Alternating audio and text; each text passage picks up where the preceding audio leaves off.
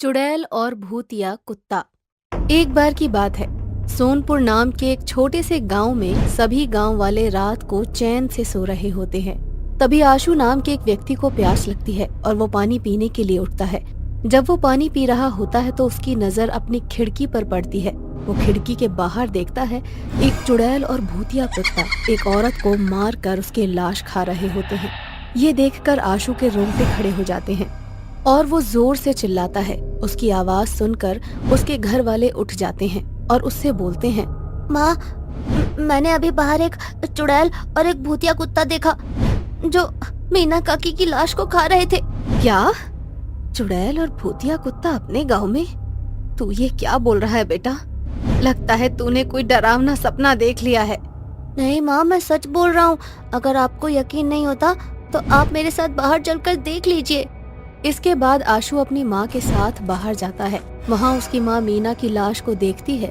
मीना की लाश को देखकर ऐसा लगता है मानो जैसे कि किसी जानवर ने उसकी लाश को नोच कर खाया हो। ये देखकर आशु की माँ को अपने बेटे की बात पर विश्वास हो जाता है और वो डरते हुए अपने बेटे से बोलती है, बेटा, कल सुबह होते ही हमें ये बात गांव के सभी लोगों को बतानी होगी। अगर हम ये बात छुपाएंगे तो शायद कल वो चुड़ैल हमारी भी किसी तरह से जान ले लेगी और अभी हमें घर में चलना चाहिए। क्या पता वो चुड़ैल और उसका भूतिया कुत्ता अभी भी यहीं कहीं होगा। हाँ माँ, तुम सही बोल रही हो। इतना बोलकर वो दोनों अपने घर में चले जाते हैं और अगले दिन गांव वाले मीना की लाश देखकर उसकी मृत्यु पर शोक जताते हैं। वहीं आशु और उसकी माँ सभी गांव वालों को चुड़ैल के बारे में बताती है। चुड़ैल के बारे में सुनने के बाद गांव के लोग बोलते हैं, क्या हमारे गांव में किसी चुड़ैल का साया है? हे भगवान, ये कैसे हो सकता है?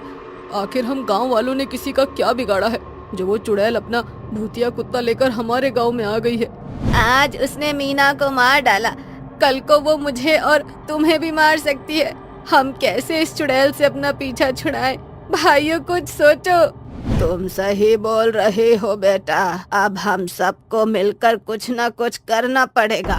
फिलहाल तो हम सबको रात में अपने घर के अंदर ही छुपकर रहना चाहिए ताकि वो चुड़ैल हम लोगों को पकड़ ना सके।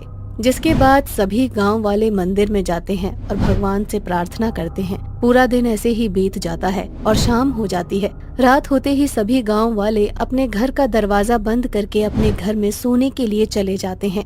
रात के 2 बज रहे होते हैं और अब आधी रात को वो चुड़ैल अपने भूतिया कुत्ते के साथ गांव के अंदर आती है और वो देखती है कि गांव के सभी लोग आज अपने अपने घरों के अंदर सोए हुए हैं। आज एक भी ऐसा इंसान नहीं था जो अपने घर के बाहर या आंगन में हो। ये देखकर चुड़ैल अपने भूतिया कुत्ते से बोलती है, ये क्या, आज सारे गांव वाले अपने घरों के अंदर हैं। लगता है इन गांव वालों को हमारे बारे में पता चल गया है।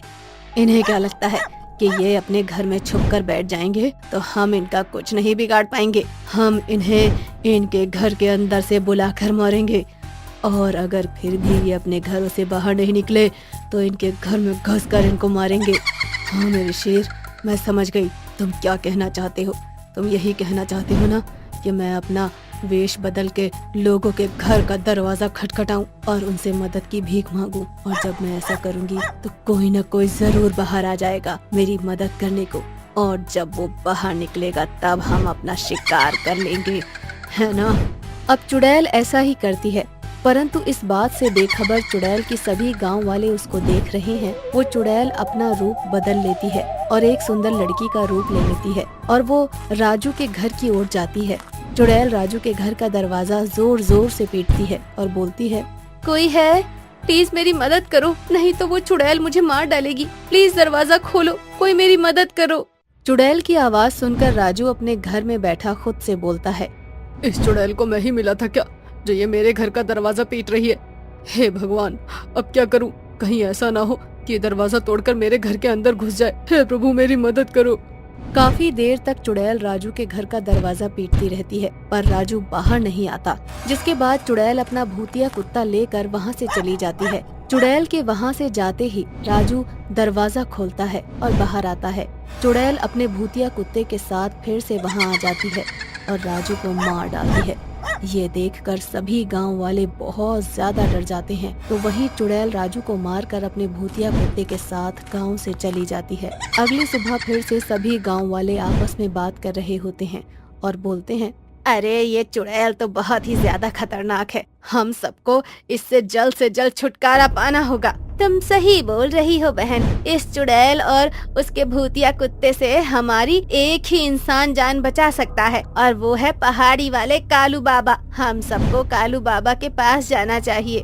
इतना बोलकर वो सभी औरतें कालू बाबा के पास मदद मांगने के लिए जाती हैं और कालू बाबा उन सभी गांव वालों की मदद के लिए मान जाते हैं। रात को कालू बाबा गांव वालों के गांव में जाते हैं। जैसे ही रात के 2 बजते हैं, चुड़ैल अपना भूतिया कुत्ता लेकर उस गांव में आती है।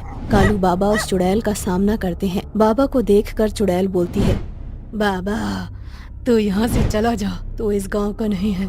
तूने मेरे या मेरे कुत्ते का कुछ नहीं बिगाड़ा, इसीलिए हम दोनों तेरी जान नहीं लेना चाहते। पर फिर भी अगर तू मेरे और इस गांव वालों के बीच में आएगा तो मैं तुझे भी मौत के घाट उतार दूंगी। अगर मुझे मार कर तेरा बदला पूरा हो जाता है तो तू मुझे मार देना, और उससे पहले तू मुझे ये बता, इन गांव वालों ने तेरा और तेरे कुत्ते का आखिर क्या बिगाड़ा है जो तू सभी गांव वालों की जान लेना चाहती है। मेरी मौत इन गांव वालों की वजह से हुई है बाबा। मैं मेरे शेरू के साथ अकेले रहा करती थी। मैं मुन्नी हूँ, इस गांव की रहने वाली, जिन पर इन्होंने लांछन लगाया था। बाबा मैं अपने शेरू के साथ अकेले रहा करती थी। एक दिन गांव में चोरी हुई। इत्तेफाक से उस समय मैं अपने कुत्ते की दवाई लेकर घर जा रही थी। रास्ते में एक चोर मेरे हाथों में पोटली थमा गया। मैं उस पोटली को लेकर सरपंच के पास जाने ही वाली थी। उससे पहले गांव के लोगों ने उस पोटली को मेरे हाथों में देख लिया और मुझे चोर ठहरा दिया। इसके बाद इन लोगों ने बिना मेरी बात सुने मुझे पत्थरों से मारा, जिससे मेरी और मेरे शेरू की मृत्यु हो गई। बस तभी से मैंने ठान लिया कि मैं अपनी मौत का बदला इन गांव वालों से लूंगी। मीनू हमें माफ कर दे, हमें लगा वो चोरी तूने ही करी है। वो पैसे हम सभी गांव वालों की जमा पूंजी थी। हमने तेरी बात नहीं सुनी और जब उस चोर ने हमें ये कहा कि ये चोरी तूने की है और तेरे पास पोटली मिली तो हम सभी गांव वालों को लगा कि तू ही चोर है। हमें हमारी छोटी सी गलती की इतनी बड़ी सजा मत दे। हाँ हम मानते हैं हमारी वजह से तेरी जान गई, पर उसका बदला इस तरह से मत ले। पूरे गांव को वीरान मत कर। मुन्ने तुम एक समझदार लड़की हो, गांव वालों से गलती हुई है और तुमसे अपनी गलती की माफी मांग रहे हैं ये सब, तुम इन्हें माफ कर दो। नहीं, मैं किसी को माफ नहीं करूंगी। आज इनकी वजह से मैं इंसान से एक चुड़ैल बन गई हूँ और मेरा शेरू एक कुत्ते से भूतिया कुत्ता। इतना बोलकर भूतिया कुत्ता और वो चुड़ैल गांव वालों पर हमला करने लगते हैं, जिसके बाद ना चाहते हुए भी बाबा को अपना भभूत चुड़ैल और कुत्ते के ऊपर फेंकना पड़ता है। बाबा जैसे ही अपना भभूत चुड़ैल के ऊपर फेंकते हैं, जिसके बाद बाबा एक मंत्र पढ़ते हैं और उन दोनों के शरीर में आग लग जाती है और वो दोनों जलकर राख हो जाते हैं। जिसके बाद सभी गाँव वाले उस चुड़ैल और उसके भूतिया कुत्ते के खौफ से आजाद हो जाते हैं।